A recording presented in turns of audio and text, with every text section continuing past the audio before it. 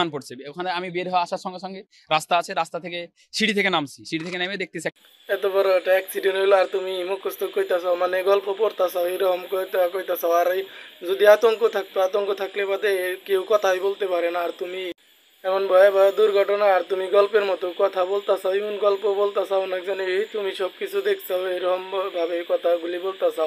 অথচ তারেক মাসুদ আর মিশুক মনি মরার সময় সে সাথে ছিল, তাই অবাক হইয়া একজনই বাঁচছিল, এর জন্য একজনে অবাক হইয়া সে খালি আধা ঘন্টা 1 ঘন্টা ভইরা বিড়ি খাইছে আর কোনো কিছু কথাই বলতে পারে নাই। আর তুমি তার ওই পুরো হিস্টোরি বলতাছাও, ওই গল্প বলতাছাও, যে গল্প তুমি পারতাছাও।